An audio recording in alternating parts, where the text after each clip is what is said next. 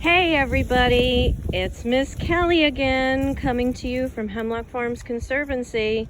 Today you can't see my face, you can only see my shadow. And we are going to take a quick walk in the woods together, and I am going to have kind of a scavenger hunt. I'm going to be looking for two things on my walk.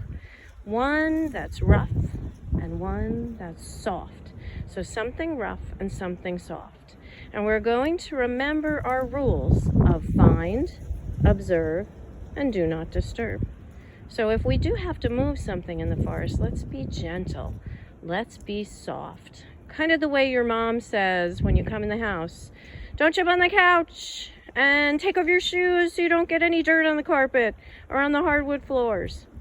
Now there is something very important that I'm going to show you that you need when you walk in the forest, and that's boots. My boots are super funky, check them out, but they protect me from ticks. And actually, I would like you to learn a link that you can go to today. Pike County Commissioners at pikepa.org. You can look up their tick-borne illness task force page, and there's a wonderful little book there called Safe Steps. And I think you'll really enjoy that to learn more about protecting yourself against ticks. So anyway, let's get back to our walk. Now I want us to do something first. We're going to look up in the forest. Look at the trees. And down below is the forest floor. So let's walk and see what we can find on the forest floor. There are rocks and twigs. And there is something kind of rough in the forest. And that's all of these leaves.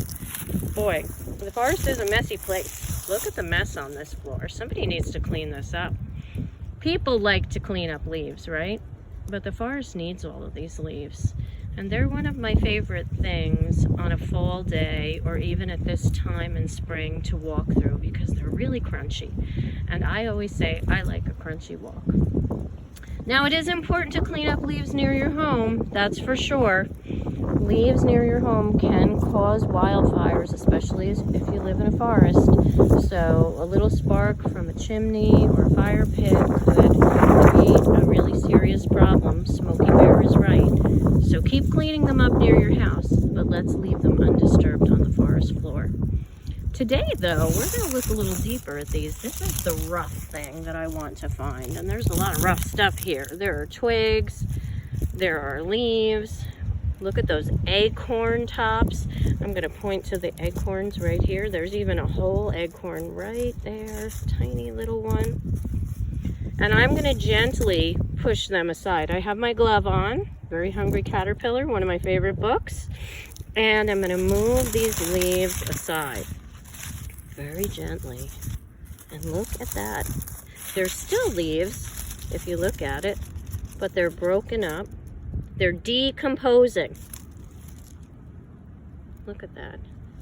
And that is pretty cool work because below all the leaves, what do we find? We find soil.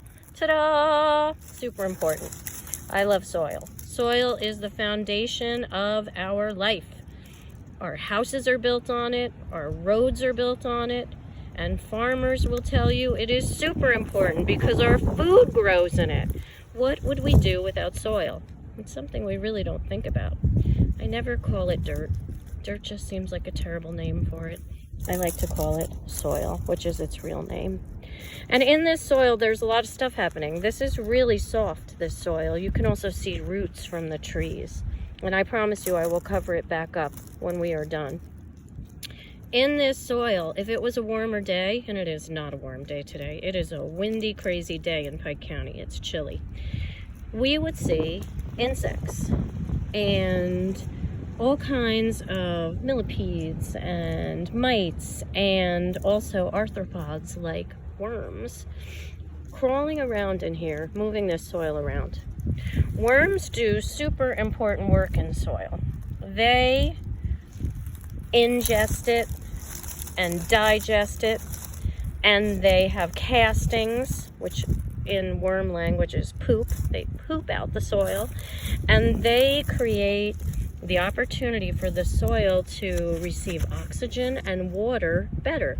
It can hold the oxygen and hold the water better so that it's healthy. And that's really important in soil. Forest soil is some of the healthiest soil on earth because it has the canopy covering it up above, and it has all of this decomposition of all these twigs and rocks and nuts and leaves to make it healthy. And it keeps it nice and moist. That all of this canopy is overhead, keeping it cool. So when you see earthworms, give them a break. Don't squish them. Put them back in the soil or back in the leaves so they can find their home. So that is our rough discovery today. That's pretty rough. And you can see that these leaves are all falling apart and decomposing. Rough and crunchy. You can hear the crunch. So let's walk a little more. Woo! Is it windy? Can you hear that wind? Oh my goodness. I can hear some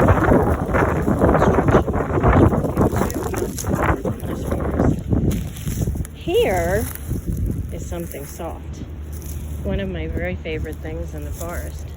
And that is moss. Look at that.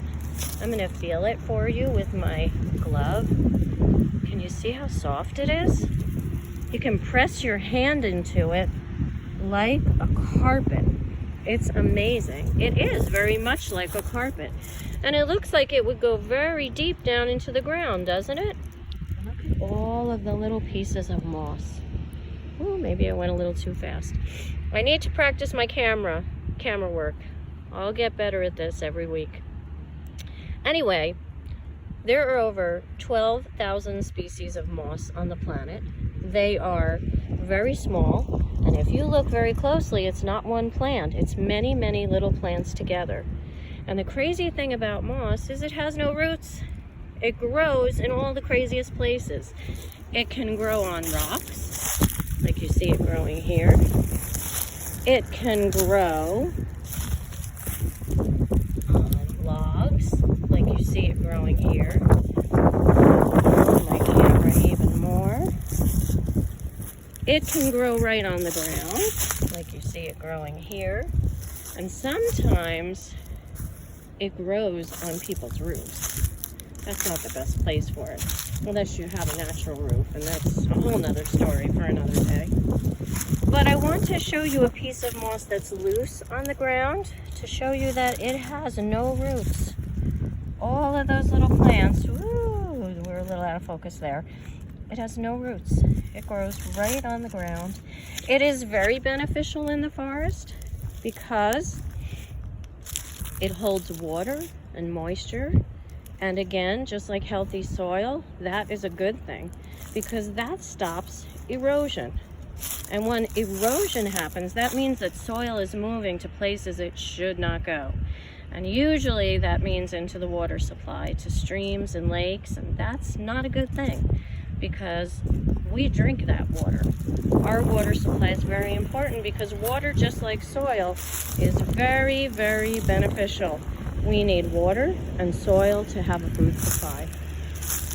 So those are the things that I found today. And you know, you can go out searching too. You can take a walk in the woods just like I'm doing and find all kinds of cool things.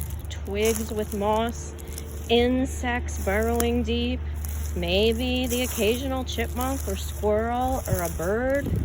And you don't have to go far. I'm going to prove that to you in a minute, that you really don't need to go far, because whether you know it or not, Miss Kelly did this exploration right in her own backyard. And we all have a place that we can go out that isn't too far, right near our home, where we can stay calm, stay home, and stay safe. So that's what I did today. And I hope you'll get out and go exploring because we all have a place right in our own backyard. And look what I found here at the end of my property, something we talked about last week. Do you know who lives in that hole? A chipmunk. So I encourage you to get out, go exploring, look in your own backyard and see what you can find. And if you really want to do something cool, post below this video the things you find. I'd love to hear about them.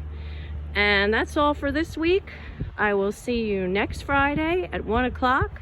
Have a great day, Hemlock Farms.